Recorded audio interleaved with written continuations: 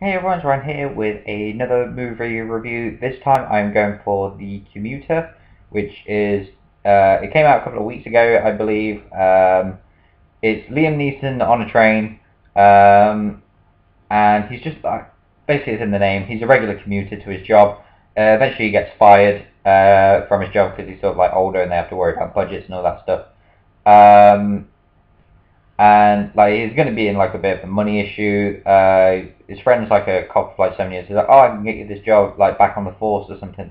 And then you sort of like have this general and other thing. They start saying they're a bit corrupt and all that stuff. He then gets back on the train, like go back home, and then this woman shows up.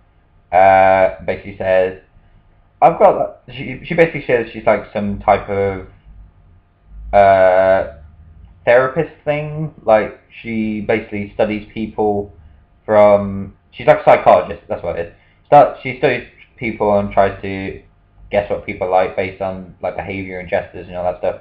And she comes up with a hypothetical question. It's like, what if there was a bag with some money in the in the toilet over there? I forgot what they call it in there, but in the restroom, and like and you can get another, you can get the rest of it if you just find one person that doesn't belong on this train.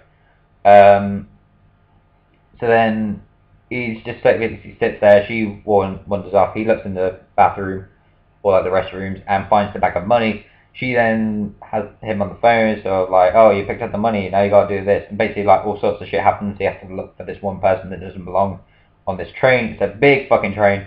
And obviously, over time, obviously people start to think he's losing it and he's all this. And I was sort of sat there thinking like, oh, probably he's the one that's supposed to now not be the. I thought they were trying to frame him for something.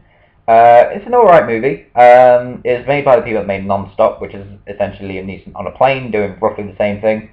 So I've not watched that, so it wasn't too boring for me. I sort of tried to take a guess as to who it was. A few times I was like, oh, it's that person, and it turns out it wasn't that person. Turns out it's like this other person, which I was like, I probably should have guessed it was, but because so much stuff was happening, I kind of just threw it off like nothing. And it sort of happened at the they showed up for like a brief bit at the beginning, and that was it. Yeah, I thought it was alright. Eventually they get the cops on him because he's sort of like got these people hostage because he's trying to figure out who this one suspicious person is.